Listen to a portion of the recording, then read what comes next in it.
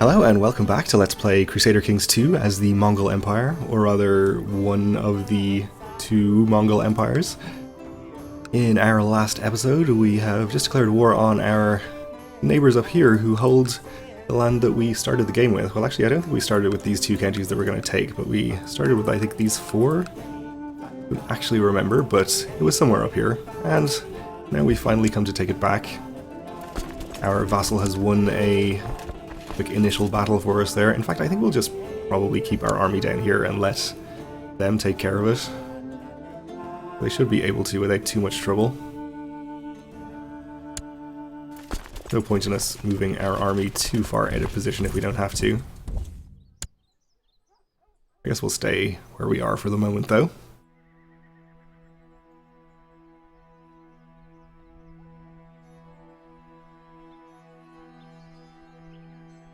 They're taking a lot of attrition up here, which is not good. Apparently they're going to stay in siege though, so I appreciate that. My Chancellor reports success from the clan of Bulugan. Good. Clan sentiment improved. And I guess some of the clan sentiment we gained with our other clans is wearing off, or they have other penalties, I see. Need more grazing land. I guess that means their population is close to max. Not quite. These guys are much closer.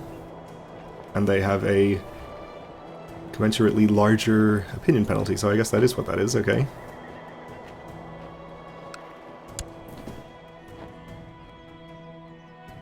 Well, that's fine.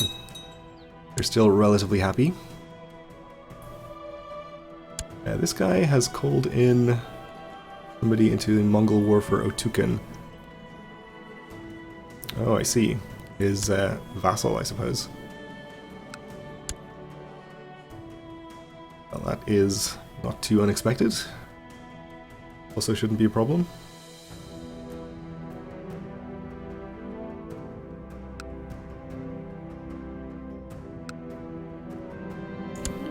The lone wolf will not survive, and prosperity is only possible when the pack hunts together as one. You know this, and you feel a deep need to include everyone, and thus make your court stronger. So we gain the trait Gregarious, which is nice. Or extra diplomacy. Oh, and we're up to 100%, so thanks vassals. And enforce our demands. Oh, we actually gained 3 counties there, I think.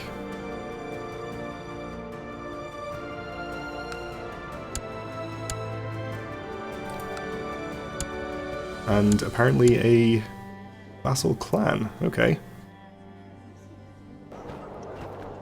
Well, that's fine, I guess. We can accept a vassal clan. We don't need to give out the land, because we're not at our clan land demand limit. So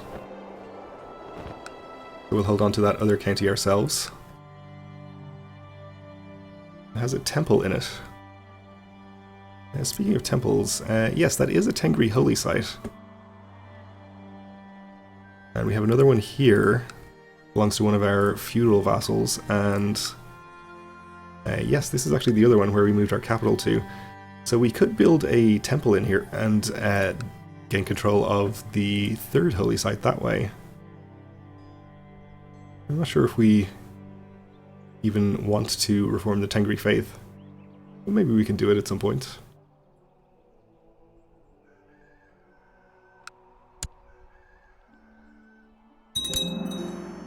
We've finished building our meat preserver. Get our army back down to a more relevant location down here. And we can probably go ahead and build something else. So some of these are limited by our other buildings. That's fine. We can build the oxen wagon for extra max population.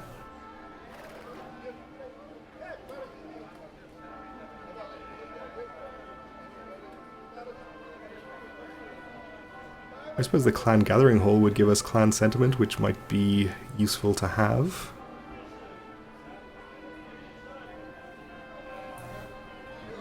Increase our trade post limit. Maybe not too useful. We should probably rebuild a trade post since we lost the one that we built before. Let's take a look at the Silk Road. Okay, so trade is being blocked off to the whole northern part of it thanks to war upstream. Guess this is the revolts that are going on over here. So we wouldn't gain any benefit out of it right now, but presumably peace will come at some point. So perhaps we should build a trade post here so that we can take advantage of it when that happens. Costs 50 gold. My trusted chancellor reports success again, so more clan sentiment improved, that's good.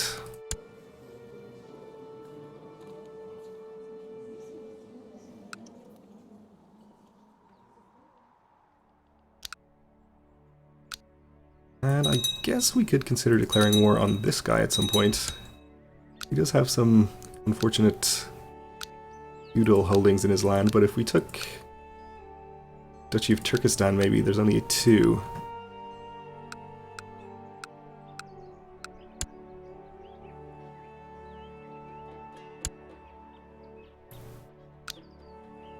So it seems that the Bulgars have a tiny revolt going on. Don't think we'll be able to take advantage of that though.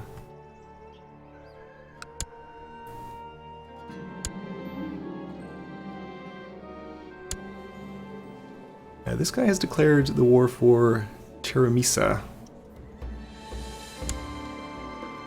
On this guy. Is that right? I guess it is. Okay, so one of our vassals is actually trying to do that. No problem. Carry on.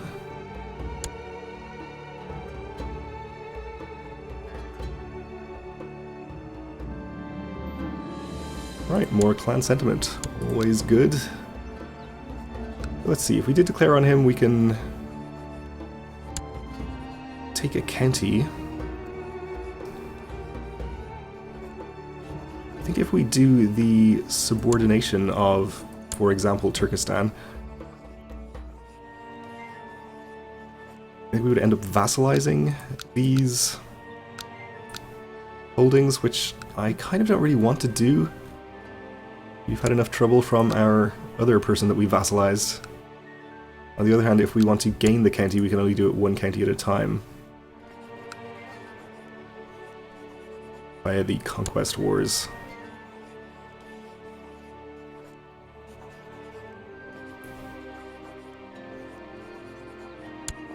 Or we could subjugate him, which I assume means we'd get him as a vassal as well, which we also don't want.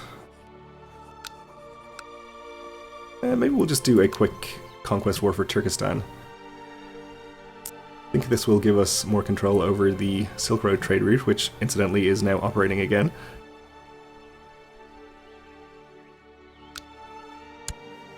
He is not very strong, so this should be very easy, and our army is right beside him. So we'll just take this county, please.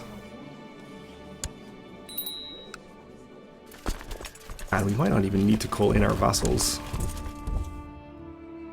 We'll call them if any large armies appear, but otherwise we'll try to take care of this ourselves.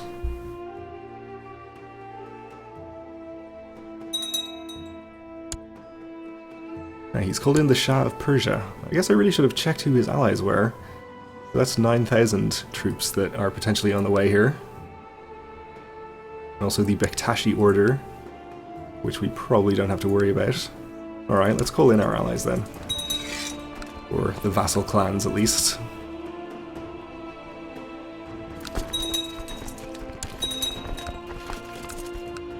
They'll all obediently come to war. We'll just sit here and siege our target holding, and hopefully our vassals will come along and fight his armies for us. We are looking pretty good on manpower. We can definitely afford to build more horde units, I think, if we want to.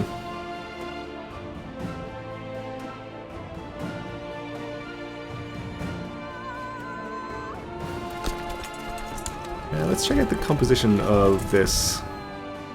So we have 3,700 light cavalry versus 1,200 horse archers. But I think we built a couple of units of pure horse archers that would probably be good for us. They are pretty expensive at 75 gold. But I think we can afford to build maybe 2 of those.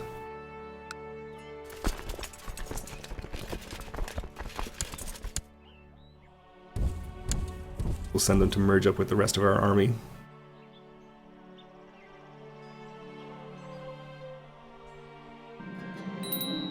Seems that we can afford to reinforce them while still making gold, so that's good news. Word has reached me that an ambitious adventurer is gathering men for some sort of attack on my territory. I think of assassins.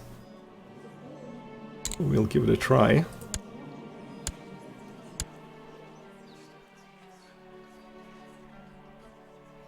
There are quite a few bribable people. Now I kind of wish I didn't spend 150 gold on new horse archers. Because we could maybe have spent it better on bribes here. We're gonna need 2, 3, will get us like another 40. I think it's gonna cost us too much to get up over 100. So unfortunately we'll just have to leave it at 36 with a very low chance of actually firing for the moment, and probably just fight him when he arrives. Unless we get pretty lucky and kill him in the meantime. Alright, our trade post is finished. We should be getting some trade income at some point.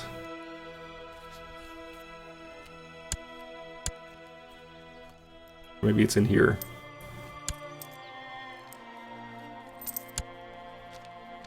Apparently not, okay.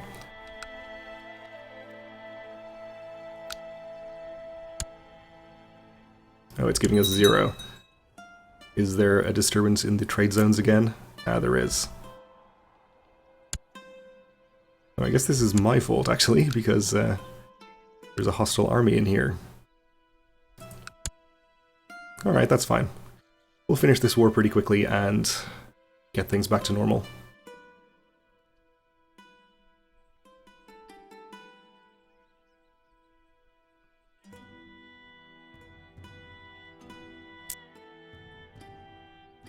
Or actually, it's probably because of our siege in this holding rather than that army. That makes more sense. Okay, so we've taken our target. And the capital has also been sieged.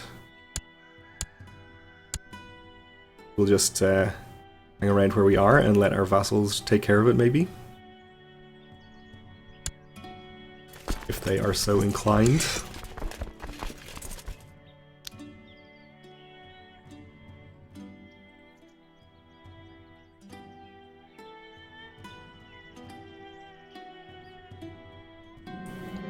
People say that your son, Borogul, has changed since he took up leadership of his mercenary band. He now rarely shows the kindness to others that he used to be known for. How this world changes men. So he loses the trait kind. I guess that's okay.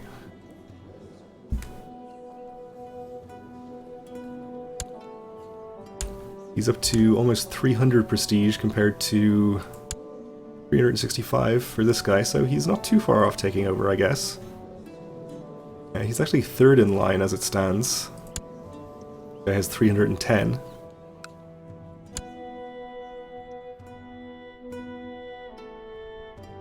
I think we should hopefully be able to get him as our heir before we die. We do have quite a few health benefits thanks to being strong and our wolf's blood, and also from brilliant strategist, actually.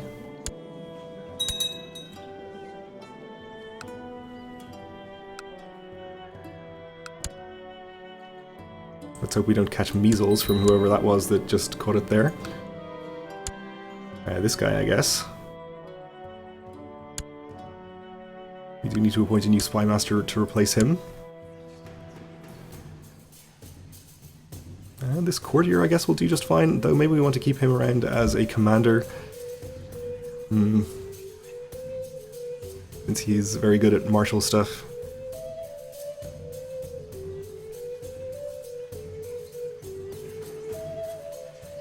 I suppose we'll appoint you as our spy master instead. And have you head to Constantinople.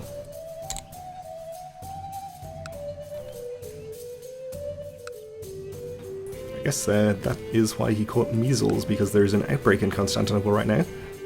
Makes sense.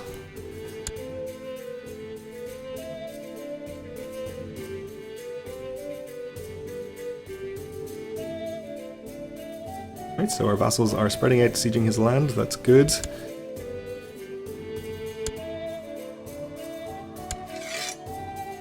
Let's see. Check on the Shah of Persia. So he is this guy, I think? No.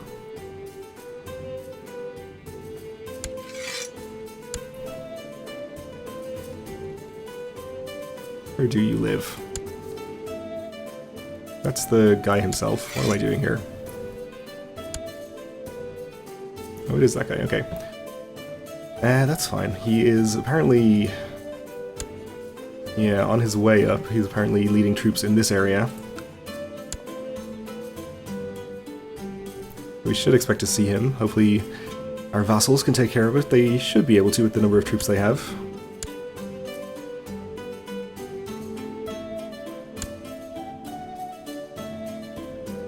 Headed into Urgench. Okay. We'll see where he's heading after that. Might have to move. He's headed up around this way. We don't want to let him come up behind us and fight our army since he outnumbers us. We will just advance on top of our vassals' troops here. We can't go into this county without going over the supply limit.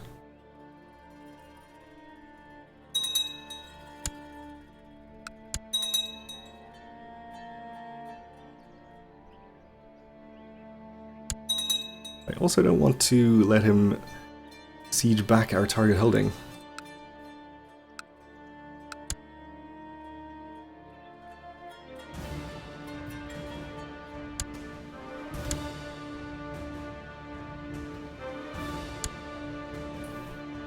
Alright, he's headed up to Aral to try and find my army, but we do have a significant amount of reinforcements on the way. I think we'll just take the battle.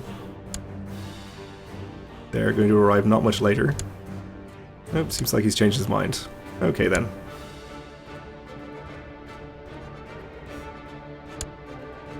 Ooh, now he's gonna go and try and fight my vassal's army here while he's on his own. He is going to catch him too. I don't really want to give up siege progress, but I feel like we should go and help, or try to.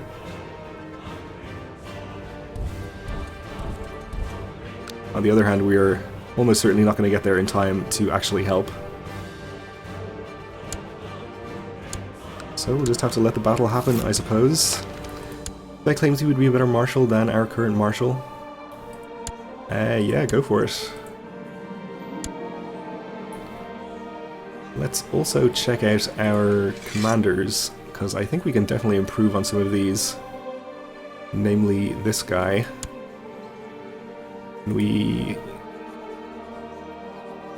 unappoint him? Resign commander, there we go. So our vassal here is definitely better. And I guess we'll fire this guy at 17 as well.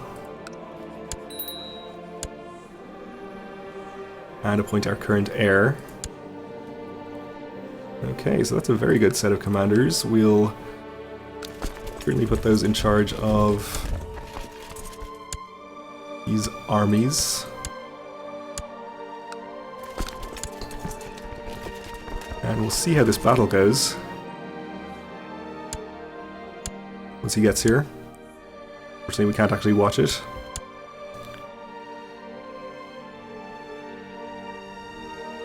Ooh, it looks like our vassal is actually holding his own.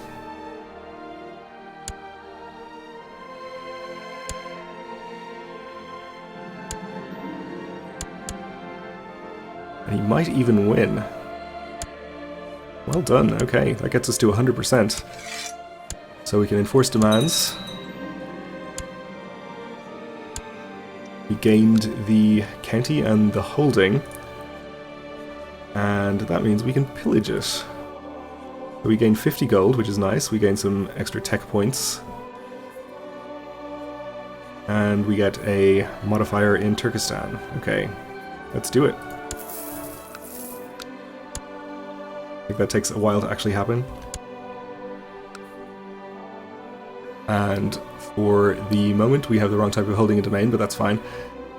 And we also have inefficient land management, because we have more than one holding. So we'll just ignore these for the moment and deal with it, I guess, in the next episode, because we are out of time for now. So we'll leave it here. Thanks for watching, and join me again next time.